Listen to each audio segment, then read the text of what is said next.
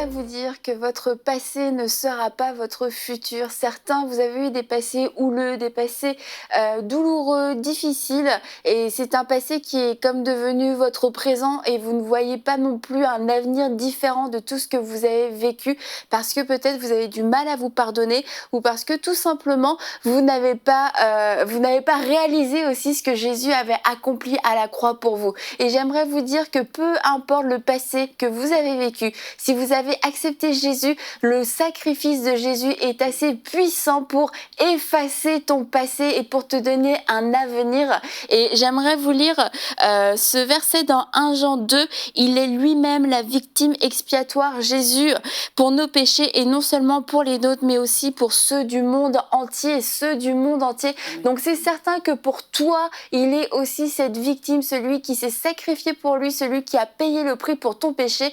Et quelquefois, on a l'impression que c'est nous qui avons fait les plus grandes erreurs, on a commis les plus grands crimes, et ceux du monde entier. Et je t'assure, tu n'es pas la pire personne que Jésus a dû pardonner et pour lequel il s'est donné.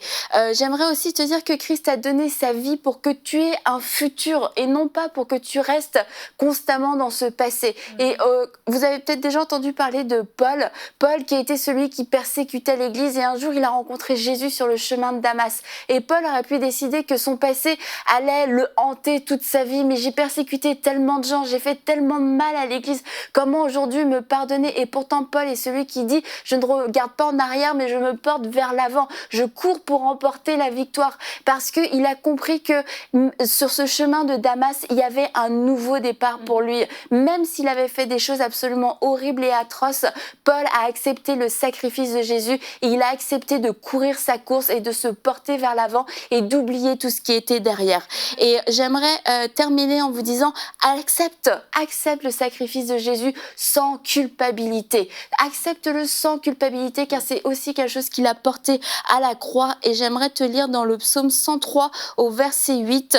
L'Éternel est miséricordieux et compatissant, lent à la colère et riche en bonté. Il ne conteste pas sans cesse, il ne garde pas sa colère à toujours, il ne nous traite pas selon nos péchés, il ne nous punit pas selon nos iniquités. Mais autant les cieux sont élevés au-dessus de la terre, autant sa bonté est grande pour ceux qui le craignent, et autant, écoute bien ça, autant l'Orient est éloigné de l'Occident, autant il éloigne de nous nos transgressions. Amen. C'est la manière dont Dieu a traité le péché dans ta vie, dont Dieu a traité ton péché. Il a payé le prix pour te donner un avenir, pour que tu puisses vivre cette vie sans constamment revenir en arrière. Alors saisis cette chance, saisis cette opportunité que Jésus te fait aujourd'hui.